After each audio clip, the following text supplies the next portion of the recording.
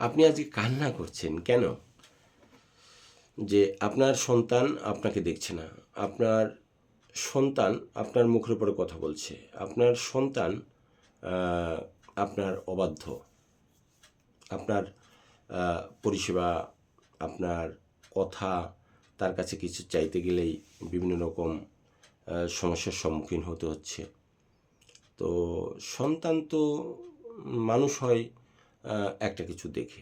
সে ছোটোর থেকে, তারা তো অ্যাকচুয়ালি প্রত্যেক মানুষই আমরা একটা মাটির আহ, মাটি মাটি মাটি যেরকম কাদামাটি থাকে, তাকে এই যে আমাদের পাল মহাশয়রা যারা প্রতিমা তৈরি করেন বা মৃন্ময়ী রূপ তৈরি করেন, তারা কিন্তু মাটিটাকে ভালো করে ছেনে তারা একই মাটি দিয়ে বিভিন্ন রকম জিনিস তৈরি করেন। কখনো কালী তৈরি করেন, ওই মাটিতেই আবার দুর্গা তৈরি হয়, ওই মাটিতেই আবার শিব তৈরি হয়, ওই মাটিতেই লোকনাথ তৈরি হয়। মাটি কিন্তু একটাই, একই রকমভাবে ছানা থাকে, ওটার থেকে ওনারা শুধু স্ট্রাকচার তৈরি করেন। তাহলে ওনারা যেভাবে তৈরি করেন সেভাবে তৈরি হয়, তার রূপ পায়। তো আমাদের সন্তান সন্ততি বা আমি আপনি সবাই তাই, যে পরিবেশে মানুষ হয়েছি, যে পরিবেশ দেখে তৈরি হয়েছি, সেই পরিবেশের একটা গুণ মানে সুফল বা কুফল তার উপরে তো পড়বে, এটা তো স্বাভাবিক। তো আপনি আপনার শাশুড়ির সাথে, আপনার শ্বশুরের সাথে কীরকম আচরণ করেছেন, যেমনটি করেছেন ঠিক তেমনটি পাবেন। আপনি সমাজের মানুষের সাথে কীরূপ আচরণ করেছেন, যেমনটি করেছেন তেমনটি পাবেন।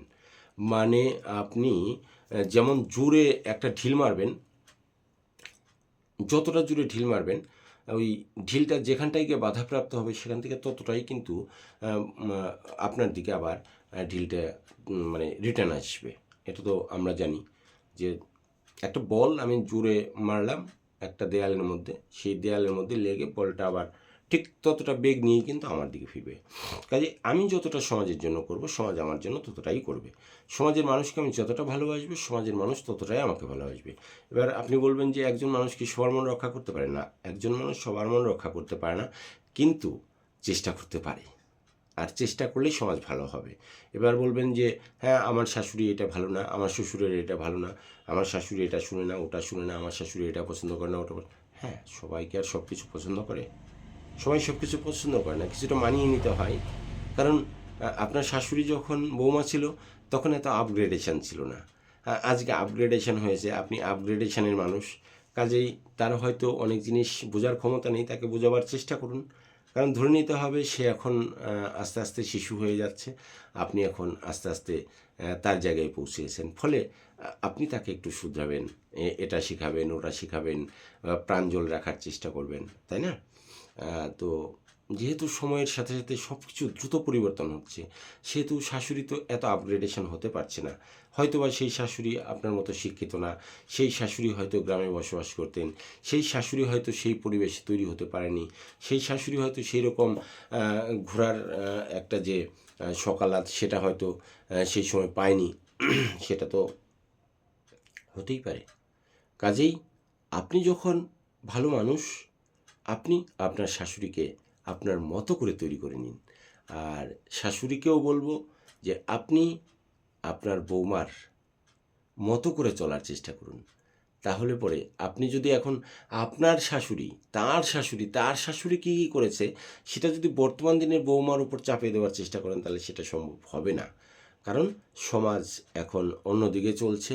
হ্যাঁ, মানে বিদ্যুতের গতিতে বিজ্ঞান এগিয়ে চলছে। কারণ আপনার যখন আপনি বৌমা ছিলেন তখন কিন্তু ল্যান্ডফোন ছিল, তখন মোবাইল ছিল না। হ্যাঁ, তারপরে তো কিপ্যাড মোবাইল এসছে। আর আজকের ডেটে আপনার বৌমা আপনাকে অ্যান্ড্রয়েড মোবাইল কিনে দিয়েছে, বা অ্যান্ড্রয়েড মোবাইলে বৌমার সঙ্গে ভিডিও কলে কথা বলছেন।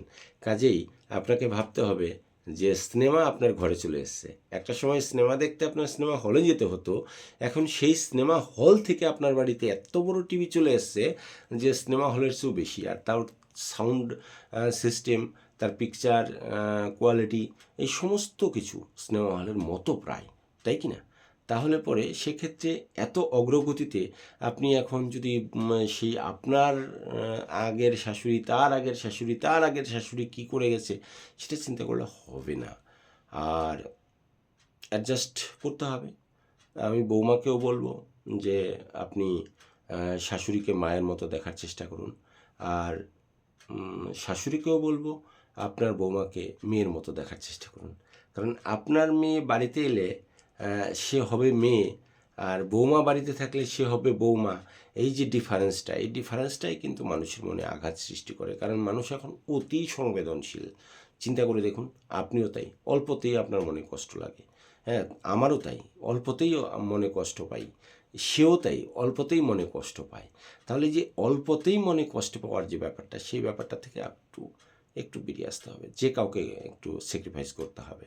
কম্প্রোমাইজ, স্যাক্রিফাইস, এই দুটো কিন্তু দরকার। কারণ আমরা সামাজিক প্রাণী, হ্যাঁ, সভ্য সমাজে বসবাস করছি, আর সভ্যতার মধ্য দিয়ে এগিয়ে যাওয়ার চেষ্টা করছি প্রত্যেকটা মানুষ। আর প্রত্যেকটা মানুষ এই সভ্যতার মধ্য দিয়ে এগিয়ে যেতে চাচ্ছি বলেই কিন্তু এই ভালো ভালো কথা, এই কথাগুলো আপনিও জানেন, আমিও জানি, আপনার বৌমাও জানে, আপনার শাশুড়ি জানে, তার শাশুড়ি জানে, সবাই জানে, কিন্তু সেটা আমাদের মনে থাকছে না, আমরা প্রয়োগ করতে পারছি না সময়ে। সেটা আমরা মাঝে মাঝে ডিসব্যালেন্স হয়ে যাচ্ছি। সেই জায়গা থেকে বেরিয়ে আসার এসে পড়ছি। আসলে আমাদের আসার ইচ্ছে নেই, কিন্তু চলে আসছি কেমন করে যেন। সেটা খাদ্যাভ্যাসের জন্য হতে পারে, সেটা এই যে প্রাকৃতিক পরিবেশের জন্য হতে পারে, সেটা এই আবহাওয়া তো থাকলোই, তার সাথে সাথে যে আমাদের যে এই যে প্রাকৃতিক দূষণ, সেই দূষণের কারণে হতে পারে। দেখবেন মানুষ অল্পতে এখন ভুলে যায়, স্মৃতিশক্তি কমে যাচ্ছে, মনে রাখে না, মনে থাকে না। এক্ষুনি একটা জিনিস এখানে রাখলো, পরক্ষণেই ভুলে গেছে। এই যে ডিস্টার্ব মাইন্ড, ডিস্টার্ব না, এটাকে আপনি কি বলবেন, অতি দ্রুত চঞ্চল মানসিকতা, চঞ্চল মস্তিষ্ক, কুইক একদম, এখানে বিদ্যুতের গতিতে আপনার মন চলছে।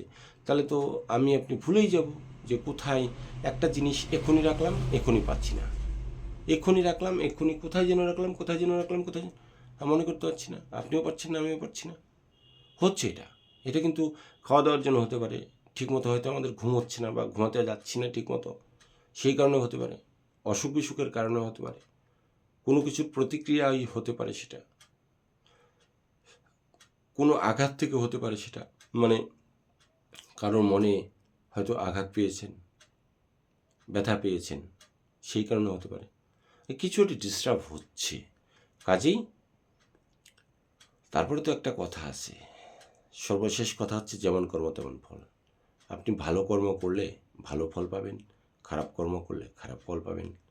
আতা গাছ বুনে তারপরে সেইখানে যদি আপনি কাঁঠাল পাইতে চান, তাহলে কি আর হবে? আতা গাছে আতাই ধরবে, কলা গাছে আম ধরবে না, কলা গাছে কলাই ধরবে। সেটার সাইজ ছোটো বড়ো হতে পারে, কিন্তু কলাই হবে। আপনি বিচি কলা লাগিয়ে সেখানে আপনি সবরি কলা মানিক কলা চাষ করতে চাইছেন, পেতে চাইছেন, হবে না।